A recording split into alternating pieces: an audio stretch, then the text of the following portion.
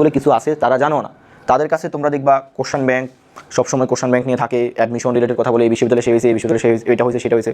That's good, এটা ভালো। তুমি এটাকে ইগনোর করে এইখানে পাকনামি করা এটা ভালো না। যারা ফাঁদে দিচ্ছ, এই যে বিভিন্ন ধরনের মোটিভেশন, বিভিন্ন এসেছে 26 ব্যাচ, স্বাগতম তোমাদের আজকের এই ভিডিওতে। আজকের ভিডিওটা তোমাদের জন্য খুবই ইম্পর্টেন্ট হতে যাচ্ছে। আশা করি হেডলাইন এবং আমার বোর্ডে কিছু লেখা দেখতে পাচ্ছ, যদিও মানে ইমোশনালি কিছু কথা। ইমোশনালি কথা হলো এই দুইটা কথাই তোমার লাইফে কাজে লাগবে। তোমরা অনেকেই এই ভুলগুলো করবা, আমি যে ভুলগুলোর কথা বলবো, এবং আজকের ভিডিওটা দেখার পরে, পুরোটা দেখার পরে তুমি যখন এই ভুলগুলা করবা দেন আবার আমাকে স্মরণ হবে। আর যদি তুমি এই ভুলগুলো না করো, যদি তোমার সিদ্ধান্তটা সঠিকভাবে নিতে পারো, অবশ্যই তুমি আশা করি ভালো কিছু করবে। এবং এই ভুলগুলা করলে তোমার খারাপ হওয়ার পসিবিলিটি অনেক বেশি। তো কী সেই ভুলগুলো আমরা আজকে ভিডিওর কথা বলবো। দেখো, তোমরা এসেছে 26 ব্যাচ, এমন একটা ব্যাচ, ভয়ের কিছু নেই, মানে ভয়মূলক কথা বলবো না, একদম রিয়েলিটি যেটা, এমন একটা ব্যাচ বিগত অনেক বছর পরে, সেই 2019 সালে, মেবি 2019 সালে এসএসসি পরীক্ষা পূর্ণাঙ্গ সিলেবাস হয়েছে। তখন জিপিএ 5, তখন রেজাল্ট, তখন পাস, একটা আবহাওয়া ছিল। 2020, 21, 22, 23, 24, 25 একটা আবহাওয়া, এবং তোমাদের এবং সেম আবহাওয়া আসতেছে। তো এটা ভয়ের কিছু না। এবং আরেকটা কথা হচ্ছে, তোমাদের নতুন সরকার পাচ্ছ, নতুন মন্ত্রণালয় পাচ্ছ, নতুন শিক্ষামন্ত্রী পাচ্ছ, সব কিছু মিলে তোমাদের অনেকের ভিতরে অনেক ধরনের ভয় ভীতি কাজ করে আছে। কিন্তু মানে মজার ব্যাপার হচ্ছে, ভয় ভীতি কাজ করলে তোমরা পড়াশোনা খুবই কম করো, অনলাইনে একটু ফাঁকনামি বেশি করো, শিক্ষামন্ত্রীকে নিয়ে টল করো, শিক্ষামন্ত্রী এই করবে সেই করবে, মানে তোমার নিজের পড়াশোনার খবর নাই, এই পাকনামিটা তোমরা সবাই বেশি করো।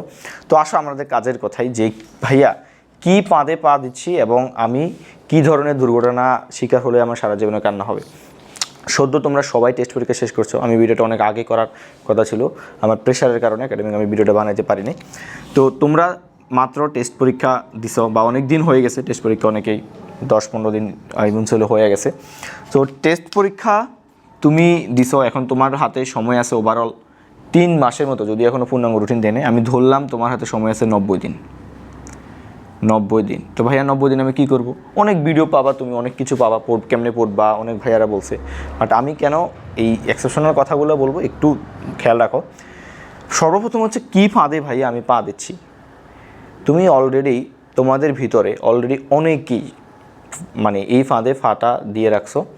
সেই ফাঁদা হচ্ছে কি, তোমরা অ্যাডমিশন টেস্ট দিবা, ভালো কথা, অ্যাডমিশন টেস্টের চিন্তাধারা সবারই আছে, সবারই অ্যাডমিশন টেস্টের চিন্তাধারা আছে।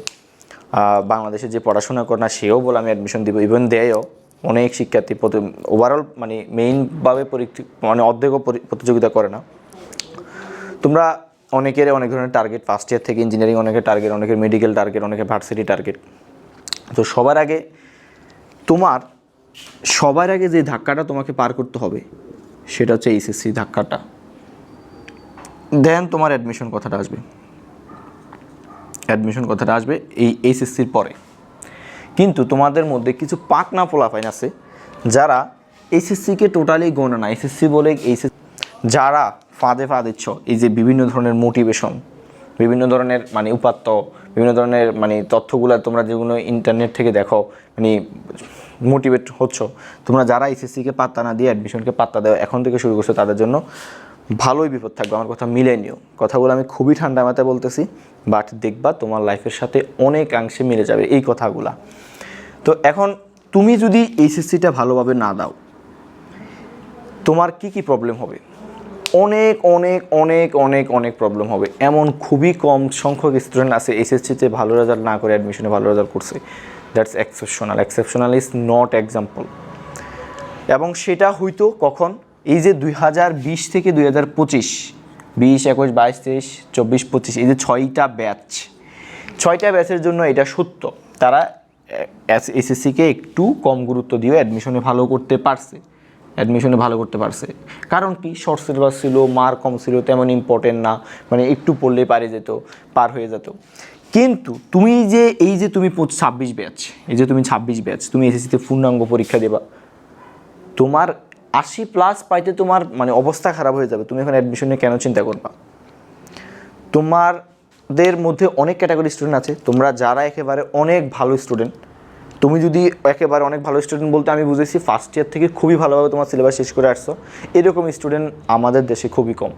পূর্ণাঙ্গভাবে সব কিছু ভালো করে শেষ করে আসছে। ধরো আমি ধরলাম 10%, তুমি যদি 10% হও তুমি এই ভিডিও হয়তো তোমার মতো ভিডিও থাকতে পারে, বাট ইন জেনারেল আমরা 90% স্টুডেন্ট কিন্তু এই ক্যাটাগরির ভিতরে, যে যাদের সিলেবাস বাকি আছে, এটা ভালো করে শেষ করে নাই, করলেও আপসার উপর জাপসা এরকমভাবে শেষ করছে। কিন্তু তোমরা যারা এই যে এইচএসসিতে মানে ওই লেভেলে 90%-এর থেকেও, মানে আমি যদি বলি 10% আর হচ্ছে 90%, তাহলে আমরা বেশিরভাগ হচ্ছে এই 90% স্টুডেন্ট। কিন্তু তুমি যদি অ্যাজ এ 90% স্টুডেন্ট হয়ে ওই পার্সেন্টেজের ভিতরে স্টুডেন্ট হয়ে যদি তুমি এইচএসসিটা ইগনোর করে অ্যাডমিশন নিয়ে পারাপারি করো, অ্যাডমিশন নিয়ে লাফালাফি করো, তোমার জন্য খুবই বিপদ। তুমি মনে রাখবা তুমি ভর্তি পরীক্ষায় বসতেই পারবা না, তুমি ভর্তি পরীক্ষায় বসতেই পারবা না এই ধরনের পাকনামি করার কারণে। তোমার এখন উচিত, তোমার যে ফাঁদে তুমি পা দেবা না এবং যে দুর্ঘটনা ঘটবে সেটা হচ্ছে যদি তুমি কোনোভাবে তোমার এইচএসসিটা খারাপ করে ফেলো, তোমার না এসএসসি না পড়তে মন চাইবে, না অ্যাডমিশন দিতে মন চাইবে, না কারো কোনো কথাই ভালো লাগবে না।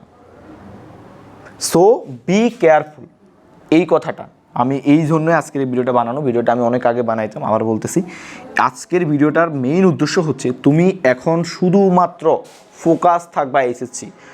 যদি তুমি ওই 10% স্টুডেন্ট হও দেন তুমি অ্যাডমিশন, তুমি যদি আমাকে এনশিওর করো ভাই আমি 10%-এর ভিতরে আসি, তাহলে আমি তোমাকে বলবো তুমি অ্যাডমিশনের কোশ্চেন ব্যাংক করো, যেমনি খুশি করো, লাস্টে পরীক্ষার কয়েকদিন আগে ভালো করে একটু মানে ভোট প্রশ্নগুলো দেখলে হবে।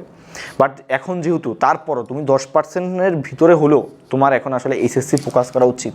আসলে এইচএসসিতে পড়াশোনা অ্যাডমিশনের পড়াশোনার সাথে 95% মিল, অনেকাংশে 100% মিল, জাস্ট কোশ্চেনের ধারাটা আলাদা। তুমি এই যে ধাক্কাটা পার না করে কোন হিসেবে তুমি অ্যাডমিশনের ধাক্কাটা যাবা? তাহলে তোমার কাছে আমার প্রশ্ন যে তুমি আসলে কিভাবে অ্যাডমিশন নিয়ে পারাপারি করবা? এই যে আমাদের বিভিন্ন অনলাইন প্রচারণায়, অনলাইনে বিভিন্ন কোর্স, অনলাইন অফলাইন বিভিন্ন কোর্স, ভাইয়ারা এখন থেকে তোমাদেরকে অ্যাডমিশন নিয়ে মানে অ্যাডমিশন কোর্স নামায়, এই মেডিকেল অ্যাডমিশন, ভার্সিটি অ্যাডমিশন। ভাই তুমি মেডিকেল অ্যাডমিশন দিবা, তুমি জিপিএর জন্য তোমার 10 মার্ক কাটা যাবে তুমি এ প্লাস না পেলে। আর এই বছর এ প্লাস পাওয়া কত টাফ হবে সেটা তুমি পরীক্ষা দেওয়ার পরে বুঝবা, রেজাল্ট দেওয়ার পর পূর্ণাঙ্গ বুঝবা, এবং যখন তুমি পরীক্ষা দিয়ে বাসায় আসবা তখন বুঝবা। তুমি ভর্তি পরীক্ষায় বসতেই পারবে না, তুমি আসো অ্যাডমিশন নিয়ে তোমার এইচএসসির পড়াশোনার খবর নাই, এইটা কোন ধরনের কথা? তাহলে আমাদেরকে যেটা করতে হবে সেটা হচ্ছে এসএসসিটা খুবই ভালোভাবে, একেবারে খুবই ভালোভাবে দিতে হবে। টপ নচ লেভেলে তুমি এসএসসি পরীক্ষাটা দাও, তুমি বিশ্বাস রাখো তুমি অ্যাডমিশনে এই বছরের জন্য অ্যাডমিশনে অর্ধেক তুমি পা দিয়ে দিছো, মানে অর্ধেক তুমি মানে চান্স পেয়ে গেছো। জাস্ট তুমি কোর্স প্র্যাকটিস করবা, পরীক্ষা দিবা, দ্যাটস এনাফ। সো এই অনলাইনে বিভিন্ন প্রচারণায়, অনলাইনে বিভিন্ন এডটেক বলো, অফলাইন বলো, যে সকল ভাইয়া বলো, যেখানেই বলো না কেন, যদি তুমি এখন অ্যাডমিশন নিয়ে সিরিয়াস হও তোমার লাইফে এখন বিপদ আছে, মাথায় রাখবা। যদি তুমি এইচএসসিটা ফোকাস না করো, এইচএসসিতে কী আছে তোমার? এইচএসসিতে সংজ্ঞামূলক কথাবার্তা আছে, ক আছে, খ আছে, এমসিকিউ আছে, রিটেন আছে, তারপর সিকিউ আছে, সব কিছু মিলে এইচএসসি। আর অ্যাডমিশনে শুধুমাত্র এক মানে কোশ্চান ব্যাংক, কোশ্চান না আছে, কোনো থিওরিটিক্যাল পড়া না আছে। এটা যদি তুমি ওই দিকে মানে পা দাও তাহলে কিন্তু তুমি হয়তো ম্যাথ পারবা। অনেকে আমাকে যুক্তি দেখাবে, ভাই আমি কোশ্চান ব্যাংক করতেছি তার মানে আমি ম্যাথ পারবা। তুমি 50 মার্ক হিসাব করো, আমি ধরলাম তুমি সায়েন্সে 50 মার্ক তুমি হিসাব করো, 35 মার্ক তোমার ম্যাথ, এই 15 মার্কই তোমার মাথায় মনে হয় না 15 মার্ক কখন? এগুলোকে তুমি গুরুত্ব দিচ্ছ না, বই পড়তেছো না, এমসিকিউ ভালো করে প্র্যাকটিস করতেছো না, বোর্ড কোশ্চেন ভালো করে প্র্যাকটিস করতেছো না, তুমি অ্যাডমিশন নিয়ে আসো, তুমি তো এখানে ঝরে যাবা।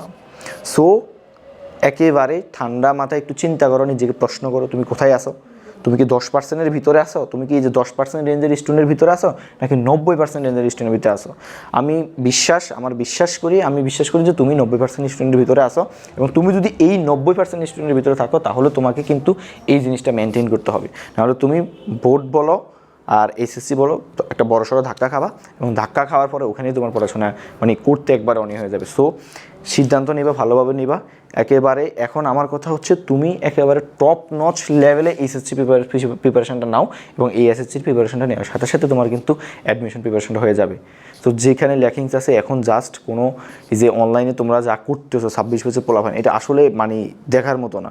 তোমাদের আসলে এখন সময় কই যে তোমরা এখন এগুলো নিয়ে ট্রল করবা, মজা করবা? আরে ভাই তোমার কী হয়েছে? শিক্ষামন্ত্রী হেলিকপ্টার দিয়ে তার নকল ধরো, তুমি কি নকল করবা? শিক্ষামন্ত্রী হেলিকপ্টার দিয়ে নকল ধরবে, তুমি কি নকল করে পাস করবে? তোমার কি মানে নিয়তি কি এরকম? তোমার কি মাথার চিন্তাধারা এরকম তুমি নকল করে পাস করো? তাহলে শিক্ষামন্ত্রী নকল ধরে তোমার অসুবিধা কি? শিক্ষা হল করা তোমার অসুবিধা কি? তুমি পড়বা না।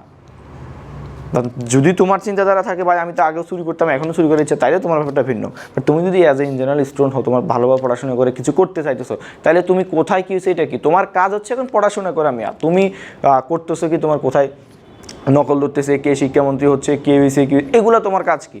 তোমার পড়াশোনা করা দরকার। তোমার কয়দিন পরে এসএসসি পরীক্ষা, তুমি আসো পাকনামি করে। সো এই কয়েকটা কাজ করবা না, বিশেষ করে এই মানে সময়গুলোতে বড়সড় একটা ধাক্কা খাবা, লাইফে অনেক বড় রিস্কে পড়বো, আমি বারবার বললাম। ধন্যবাদ সবাইকে, আজকে অনেক কথা বলে ফেললাম। তোমাদের মতামত জানাতে পারো আমার কমেন্ট বক্সে, কিংবা কারো কোনো প্রশ্ন থাকলে অবশ্যই আমাকে পেজে নক দিতে পারো।